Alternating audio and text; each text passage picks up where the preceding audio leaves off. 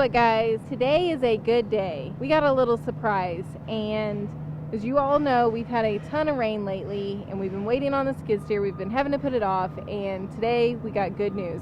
So you can probably hear that beeping sound in the background. You all know what that means. Check this out.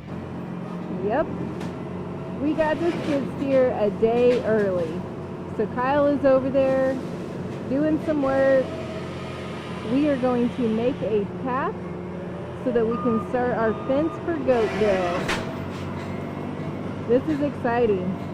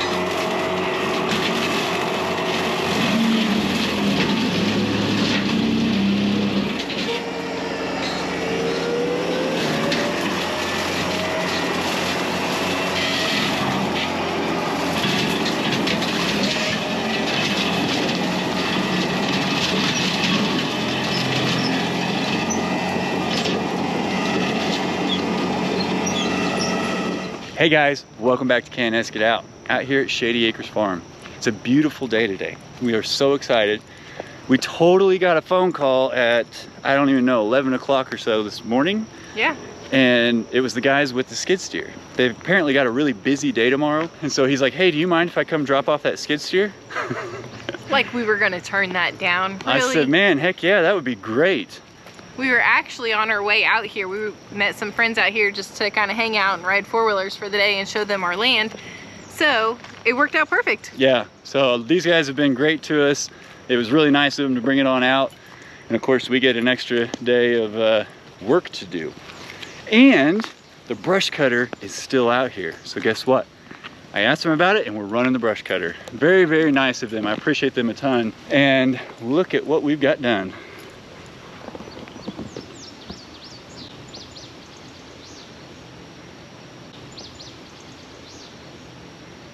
You guys gave me all the information that we needed on the irises and basically told me it was okay to run over them with the skid steer. So I went ahead and cut them.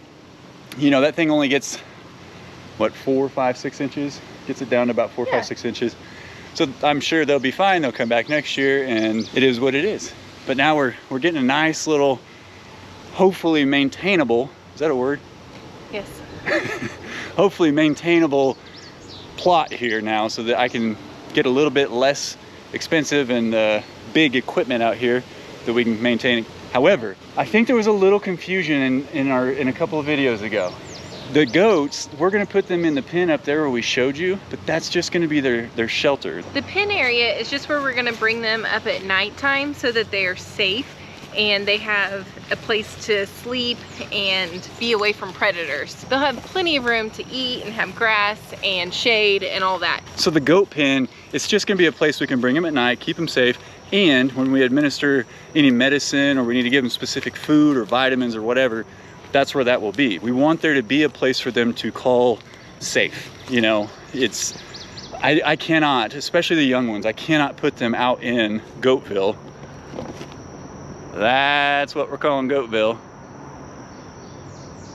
I can't put them out there and just let them stay out there all the time. There are so many more predators and things out here. Critters, yeah, that we don't know what they are yet. So we don't want to just introduce them to freedom and leave them out there. We want to bring them up, keep them safe. And that's why we want to be out here whenever we bring them out here so that we can do that daily, you know, feeding and watering, make sure everything's good, and then put them away at night, keep them safe, and hopefully get an LGD soon once we're out here. and they can become friends. We'll be buddies. Keep each other safe. Well, no, he'll keep them safe. I don't know. Him? I said that, didn't I? I've never had a male dog. I don't need to go into why. I've just never had one.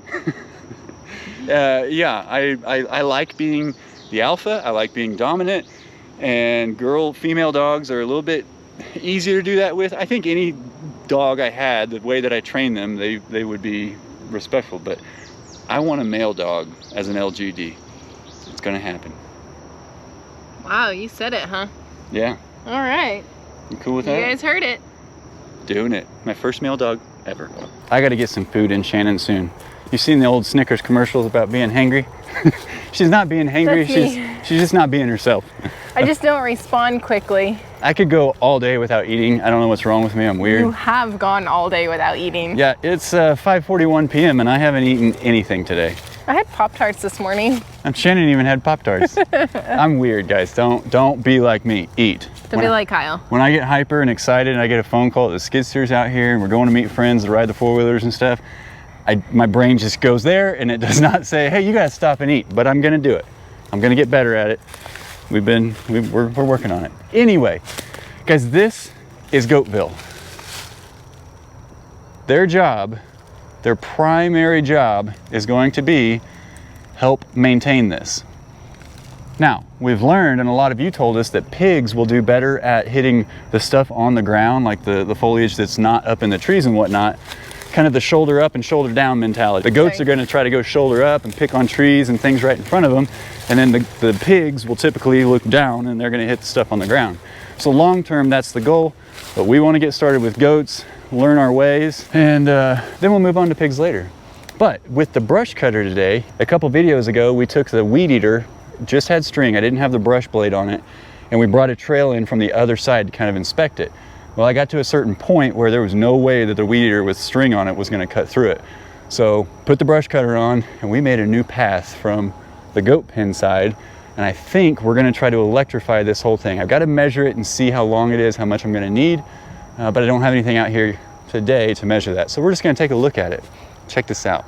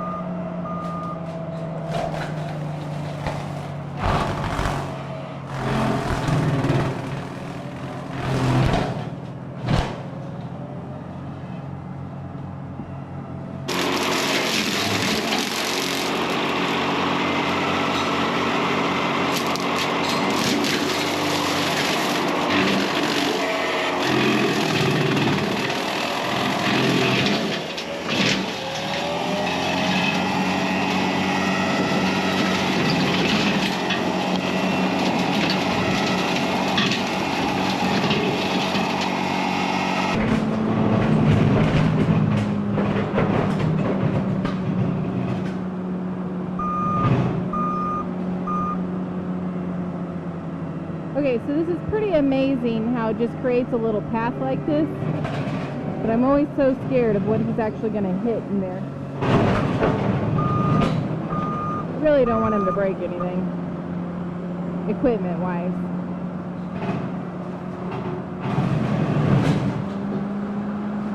I also really don't want him to get stuck.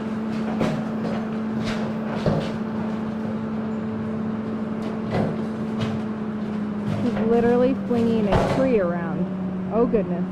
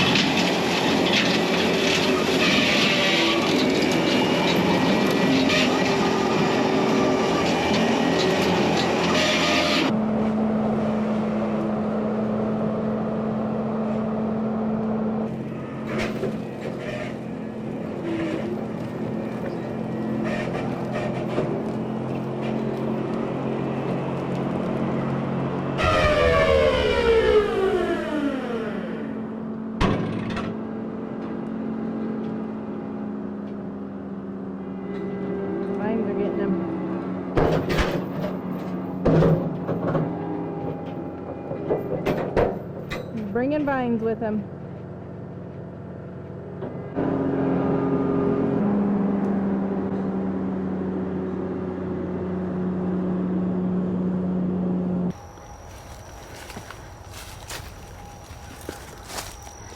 Duckhead.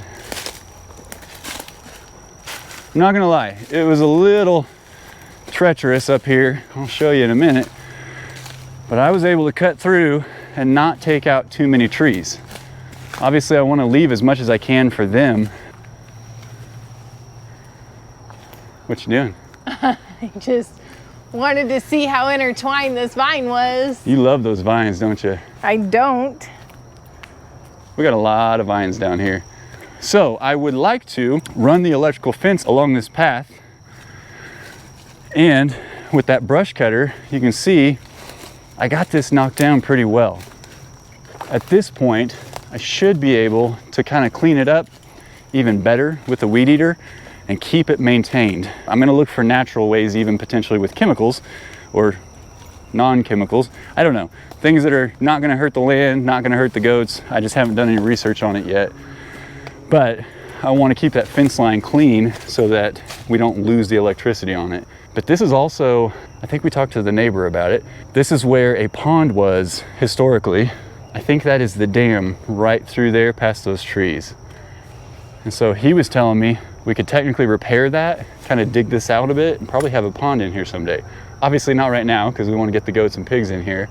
But once they've done their job and you can see what the terrain is like, you know, that may be a consideration in the future. I don't know. But this is really cool. I never thought in a million years that we were going to be able to get down here. And here we are, what, 7 months after ownership? Yeah. Got the brush cutter out here, walking right through it. That is the line that we cut from the front of the property. And we did that with the weed eater. And then I think I made it to about right there. And then yeah, no way. From there, that stuff got way too thick and I wasn't gonna be able to get through it. Yeah, I got all the way up here, not too bad. But once we had the skid steer, I really kind of started rethinking the path. I was like, well, let's make it as big as we possibly can. And that way we're not moving them too many times and they have all this stuff to eat.